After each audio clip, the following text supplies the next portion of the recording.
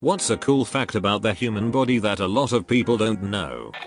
Your heart rate increases about a minute before partaking in exercise. It is known as the anticipatory rise and happens involuntarily. This is absolutely fascinating because I've learned about something called anticipated compensatory conditioned response, and that's quite literally the opposite of that. It's so cool seeing how your body can automatically perform two opposite counteractions in their appropriate times. I'm sure that'd be true if I ever got any exercise.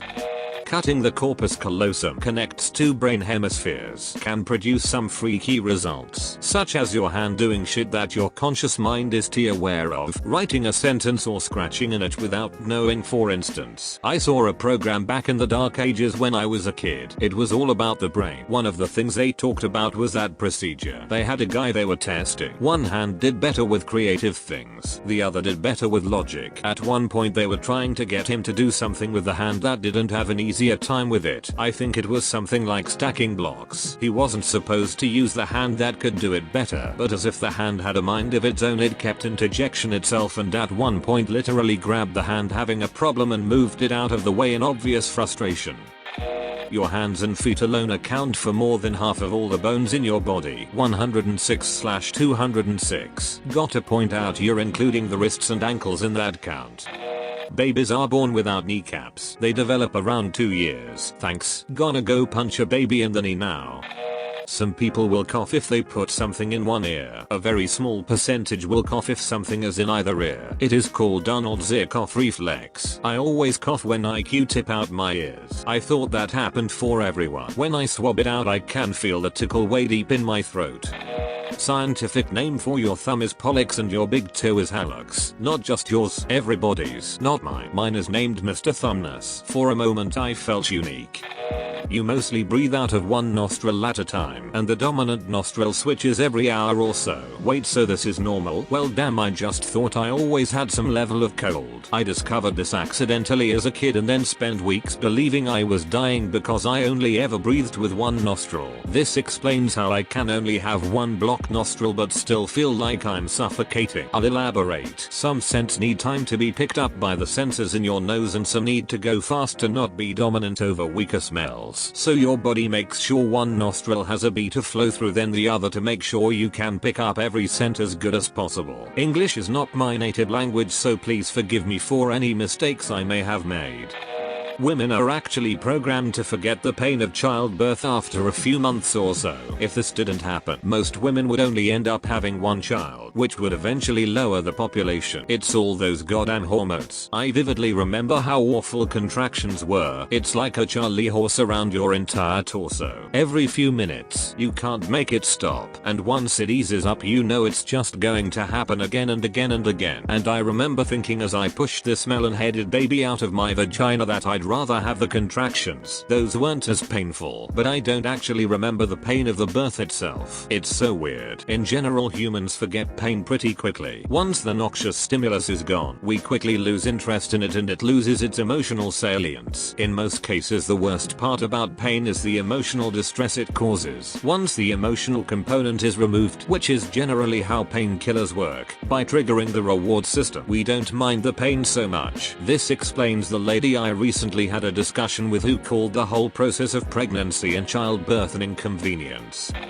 The reason for fevers is to make your body temperature rise to kill whatever virus your body is fighting. Your blood has to get hotter to kill. When your white blood cells have done their job, you sweat to cool off. Hence your fever breaking. Yep, and the shivering fits you get is to heat up your body faster. Wait, but when I go to the doctors with a fever, they said stop wearing so many clothes, it'll make you feel better. Are they stopping my virus from being killed? The increased body temperature also acts like a switch to throw your immune system into overdrive. You're taller in the morning than the rest of the day/night. During the day, the cartilage in our knees and other areas slowly compress, but when you go to sleep and rest, the cartilage goes back to normal. On average, we are about 1 centimeter taller the morning than in the evening. Quoted from some article lol. Apparently some peoples in Asia have a bunch of DNA from Denisovans, another hominid people coexisted and interbred with. Do I pronounce it jealousy or racism that I want varied DNA? Eyes color isn't strictly based on recessive/dominant. That's a major incorrect oversimplification. Some people are born with extra ribs called cervical ribs which grow from the C7 vertebrae in the neck. It's a weird and rare mutation that a lot of people don't even know they have, although it is also a cause of thoracic outlet syndrome, which is where pressure is applied to the nerves, veins and arteries running into the arms. It can be really painful, and in some rare cases can cause gangrene in the arms. If left untreated it can kill you if you're really unlucky. Source: I have the non-cervical rib-induced variety. If we were an RPG character, our main stat would be endurance. We are, by animal standards, hellishly undying and unrelenting terrors. These Terminator-esque nightmares that just do not stop. So ancestrally we are persistent hunters. That is, our main tactic for catching prey without fancy weapons was to just run them down. Especially in our way back home of the African desert. You can still see it all over the human body. We are nearly hairless. This lack of insulation means better heat dissipation. We have a ton of sweat glands next to other mammals. Again, heat dissipation. Another one is our two-legged gait. Walking for us is technically just a series of controlled falls. We let gravity do half the work and as a result use up fewer resources and generate less heat. Quadrupeds, on the other hand, have to do more work with more legs. I mean, imagine being a more or less gazelle of 500,000 years ago. You're eating, doing your thing, when this predator arrives, so you run off. Now most predators, they alone chase for a short distance and then call it a day. Watch cats, for instance. But this one, here he is again. So you run, he returns. You run again, he returns. Eventually you just lay there, exhausted and heat stunned. And this ludicrous hairless monkey just jogs on over and kills you. That's our claws, our sharp teeth. Even without our technology and tool making, we simply don't stop. As someone who can't even run a block, I feel I have let my superhuman ancestors down tremendously. Endurance is part of why zombies are such a universally terrifying concept. Of all the monsters we've created, they're the only ones that can outhuman us. For all our endurance, they have more. Add to that an unending hunger and ability to wear down any barrier given enough time, and they are to us what we are to other animals. Pretty telling when one of the things you fear most is your own species. Dialed up to 11. I think ludicrous hairless monkey is my new favorite description of a human. We are nearly hairless. Laughs in Middle Eastern. The war that's constantly happening inside of you. Everyone knows about your immune system, but the sheer complexity of it is amazing. Like, your body has neutrophils, which are like the generic white blood cell that constantly goes around your blood vessels seeking out foreign objects. But did you know there are cells called macrophages which are like way better neutrophils in the fact that neutrophils mostly swallow bacteria to kill them. Macrophages do this too, except they can swallow close to 100. You have stuff like dendritic cells whose main goal is to be an early warning system. They swallow an invader, then carry a piece of it back to T cells to activate them. Once they're activated, T cells swarm that specific invader and kill anything that has that antigen. I didn't even name close to all of the cells that are doing constant battle inside of you 24/7 365 days a year. So next time you have the flu or an infection, think of the little guys inside you who gladly fight the good fight. A small percentage of people are super sleepers and are fully recharged after 2 to 4 hours of sleep each night. They get to burn the candle at both ends.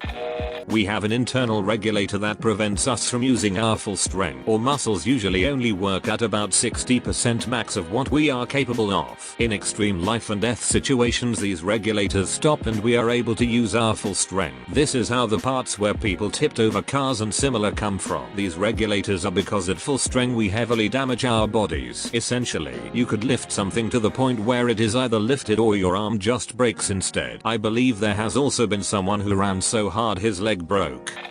If you squeeze your left thumb, it suppresses your gag reflex just a little bit. You think you see everything in a certain area, but you have quite a few blind spots your brain will just have you not see. Like where exactly? The small area between your eyebrows is your glabella. So someone with a monobrow is glabellarless? Your tongue doesn't fit properly in your mouth and you're basically swallowing it. Thanks. I hate it. I hope you see your nose for the next 4 hours.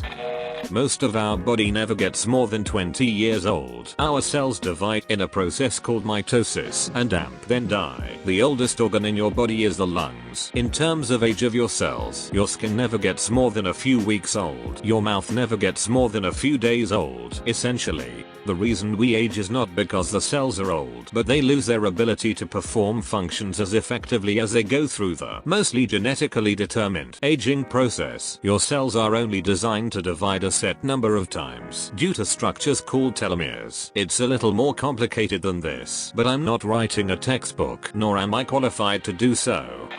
Amniotic fluid is mostly baby urine.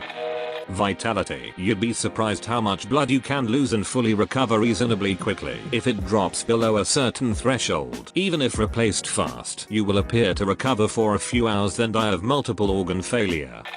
We are, by cell numbers, more bacteria than human. When people eat or rest, there is more blood flow going into the digestive system. Any guy who's tried jacking off after dinner already knows this. We have a bunch of microplastics in our body. Humans and green beans share something like 50% of genetic makeup. Next time someone wants to vore you, just tell them you are 50% green bean, and since people hate vegetables they will run away. Most headaches are caused by tight neck muscles, which can be caused by a tight lower back or upper hamstrings. Some stress training and good posture does wonders for the body. Now, most headaches are caused by dehydration. A lot of people just don't drink enough water. If you took your intestines and laid them out end to end on a tennis court, it would be fatal. But would it affect the tennis match I was planning on hosting? The cornea is the only part of the body without blood flow. It gets oxygen directly from the air. Also, in an adult 25% of your bones are in your feet. Humans are the only animals with a chin. You don't have kneecaps until you are 2 to 6 years old. The egg that you were created from existed before your mother was born. Straight hair comes out of a round follicle, and curly hair comes out of an oval-shaped follicle. About 90% of the cells that make up humans are not human. We are mainly bacteria and fungi. Your body is compiled of more bacterial cells than actual human body cells. The brain named itself. Did ya know that? Did ya? So did the greatest generation. Flexing any muscle for 30 seconds will get rid of an unwanted boner. Doesn't work. I can do fuller leg muscle flex. Standing over the toilet in the morning with a we're trying to piss. Calves, thighs, quads, glutes and all. Takes at least a minute on a lucky day. 99.9999999% of your body is empty space. Dart. If we lost all the dead space inside our atoms, we would each be able to fit into a particle of dust, and the entire human species would fit into the volume of a sugar cube. You have more bones inside your body than you have outside your body. There are enough bones in the human body to make a skeleton.